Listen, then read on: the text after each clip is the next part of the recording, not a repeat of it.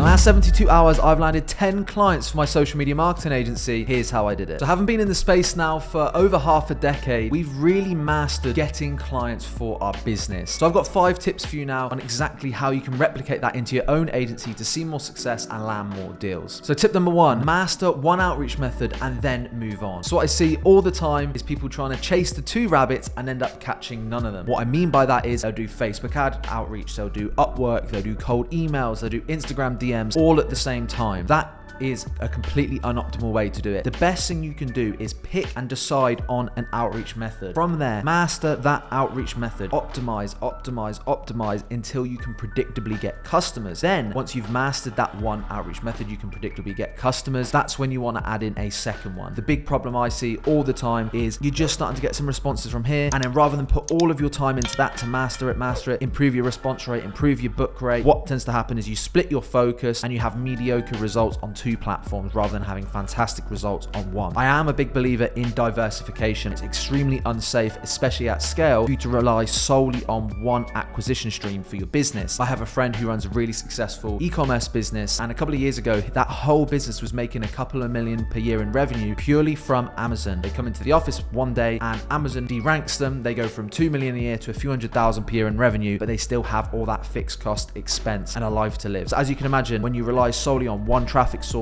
one way to get customers, that can cause issues. But when you're starting out, master one and then add on a second. That's the best way to do it. And in terms of some practical advice for you here, if I had to choose a couple of outreach methods to pick from, my go-to initially would be Upwork outreach if you're a complete beginner, or cold email. So the second piece of advice, the only reason why I've been able to actually take on these many clients in such a short period of time is because I've not overextended, and even with taking on this many clients, we're able to keep our standards due to having an established team already in place. Now look, if it was just me as a freelancer or I had 1 or 2 team members, if I took on 10 clients in 72 hours, I know for a fact that our quality, our standards would drop. So just a quick tip, if you are, and this is a first world problem to have, this is a better problem to have, but if you're getting so many clients, just make sure you keep an eye on your standards, because what's going to happen is you're going to be swimming against the tide. You're going to get clients, you're going to do mediocre jobs for all of them, you're then going to get unhappy clients and churn, and you're going to be swimming uphill for your growth. So just make sure at all times that you keep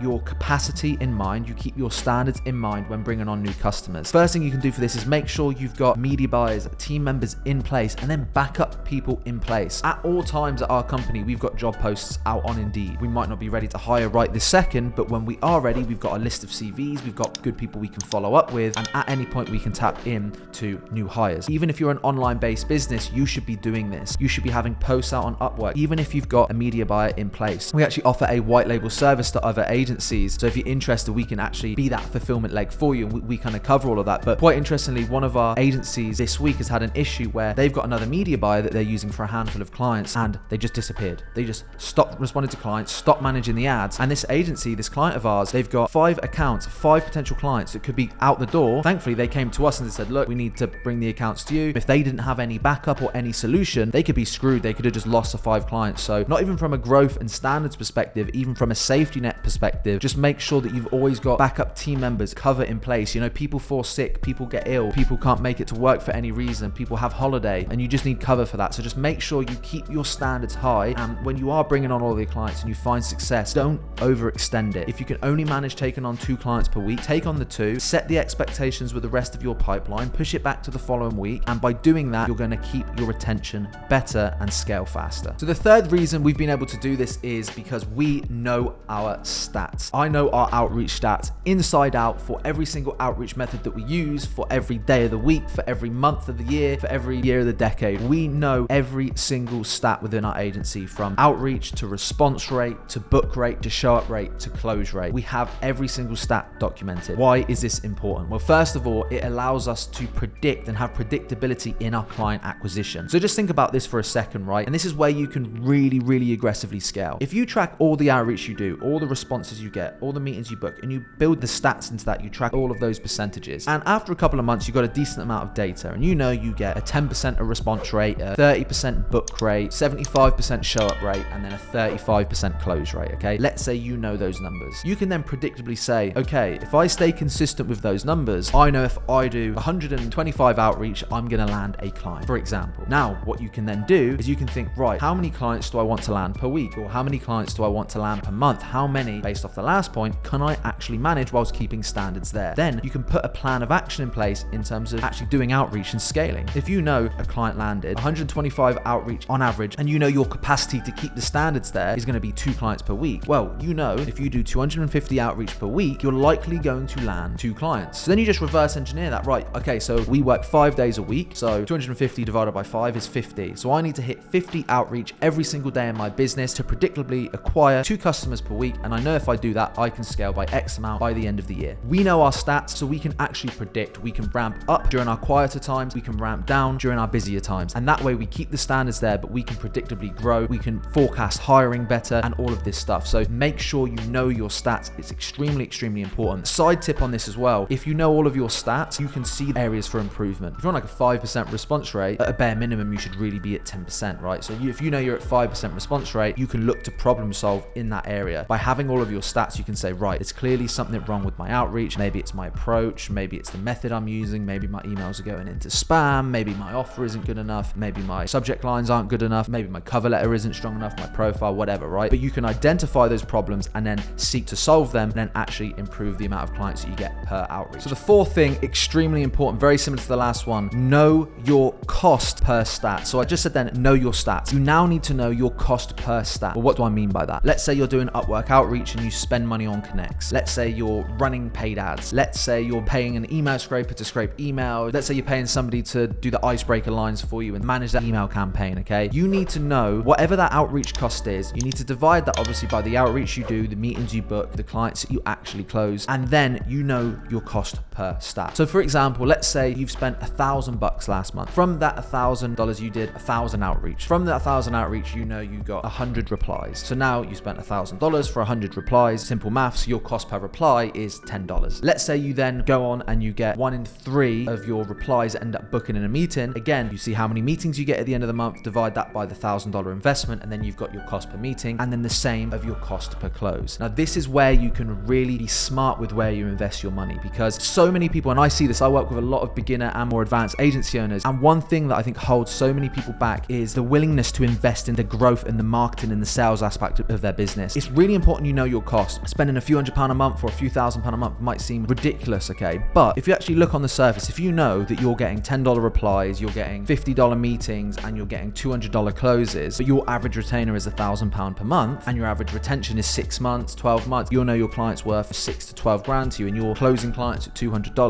Well then damn, if you could give me $200 now and then I'd give you 6 grand back, you would do it in a heartbeat. So that's the way that you need to look at it. And as soon as you know your stats, as soon as you know that you're profitably acquiring customers, that's when you can aggressively start to spend more money on your outreach. So the key thing is know your cost per stat, and then as soon as that's adding up nicely and it seems to be profitable, spend. Save money on software, save money on eating out, and dump it all into your outreach as long as you've got those stats there. I see people make the mistake sometimes though, where they'll dump loads of money up front on outreach without actual proof of concept. They haven't got the responses and stuff like that, and that's where you can lose a bunch of money. So just be mindful of that. But the second you know those cost per stats are looking very healthy, spend.